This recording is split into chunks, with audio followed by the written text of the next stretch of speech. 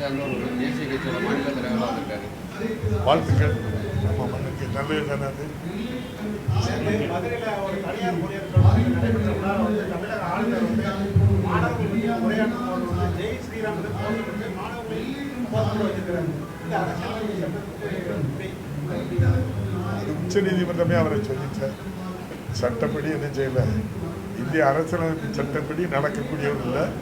அப்போ அதுக்கு எதிராக தான் நடப்பாங்க. இதுவும் அரசியலமைப்புக்கு எதிராக பண்ணுறாங்க. அதுக்கு நம்ம உச்ச நீதிமன்றம் இந்த தீர்ப்பு கொடுத்த பிறகும் அவங்களாம் தெரிஞ்சுக்கிட வேண்டியதுதான்.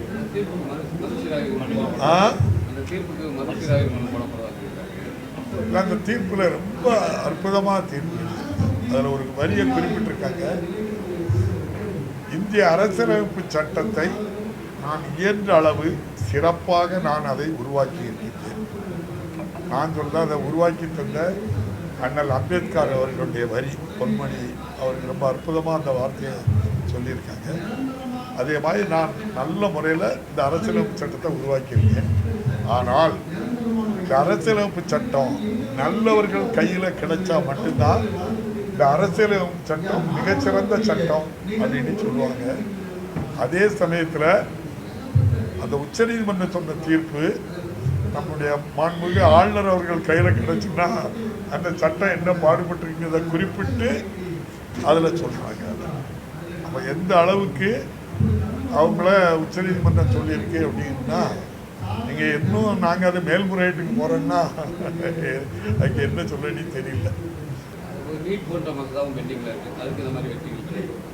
நல்ல நடக்கும். இதுபோல் ஏற்கனவே நீட் வந்து ஒன்றிய அரசு நடத்துகின்ற பல கல்லூரிகளுக்கு என்ன செய்யுங்க, நீட்டு விலக்கு கொடுத்துருக்கு. எய்ம்ஸ் மருத்துவக் கல்லூரி, அதே மாதிரி பாண்டிச்சேரியில் மகாத்மா காந்தி மருத்துவக் கல்லூரி நினைக்க பல கல்லூரிகளுக்கு விலக்கு கொடுத்துருக்கு. அதுபோல் நமக்கும் விலக்கு நிச்சயமாக நம்முடைய மாண்புமிகு முதல்வர் எவ்வாறு ஆளுநருக்கு உள்ள அதிகாரத்தை எவ்வளவுதான் அப்படின்னு சொல்லி இப்போ ஒரு 10 மசோதாவை நமக்கு உச்சநீதிமன்றம் மூலம் ஒரு சிறப்பு சட்டத்தின் மூலம் இந்திய அரசியலமைப்பு சட்டம் 142 படி உச்சநீதிமன்றமே நமக்கு அந்த தீர்ப்பு வழங்கியது போன்று நீட் தேர்வு நிச்சயமாக விரைவிலேயே ஒரு நல்ல தீர்ப்பை நம்முடைய மாண்புமிகு முதல்வர் பெற்று தருவார் என்ற உறுதி தமிழக மக்களிடம்